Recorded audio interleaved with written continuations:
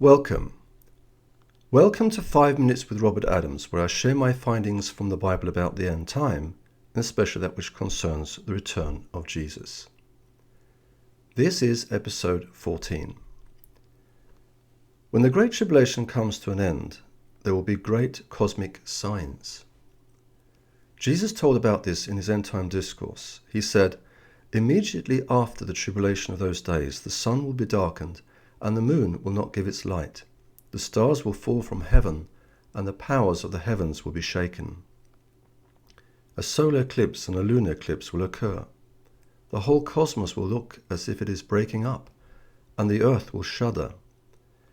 In the book of Revelation we read, "Then there came flashes of lightning, rumblings, peals of thunder, and a severe earthquake. No earthquake like it has ever occurred since man has been on earth. So tremendous was the quake.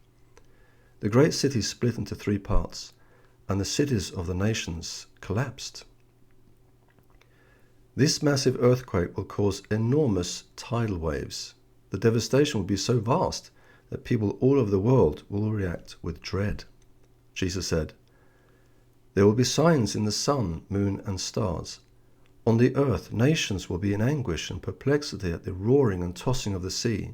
Men will faint from terror, apprehensive of what is coming on the world, for the heavenly bodies will be shaken." In the terrifying darkness and enormous chaos, a great light will suddenly shine high in the sky. The whole world will see the glory of the Lord Jesus Christ as he descends from heaven. Jesus himself put it this way, "At that time, the sign of the Son of Man will appear in the sky, and all the nations of the earth will mourn. They will see the Son of Man coming on the clouds of the sky with power and great glory."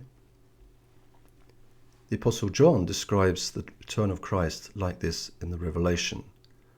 "Look, he is coming with the clouds, and every eye will see him, even those who pierced him, and all the peoples of the earth will mourn because of him." People across the entire globe will be horrified and cry in despair when they see what is happening. Many will seek refuge in an attempt to hide themselves from God. The following is a vivid portrayal in the Revelation of the awful events to come. "There was a great earthquake. The sun turned black, the whole moon turned blood red, and the stars in the sky fell to earth. The sky receded like a scroll rolling up, and every mountain and island was removed from its place.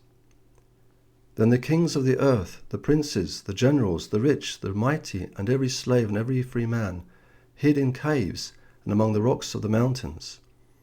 They called to the mountains and the rocks, 'Fall on us and hide us from the face of him who sits on the throne and from the wrath of the Lamb. For the great day of their wrath has come, and who can stand?'"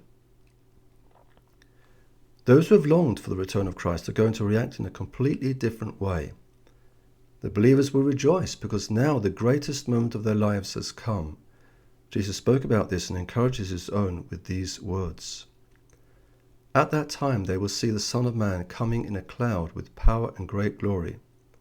When these things begin to take place, stand up and lift up your heads, because your redemption is drawing near." Jesus will come in power and great glory, riding on a white horse.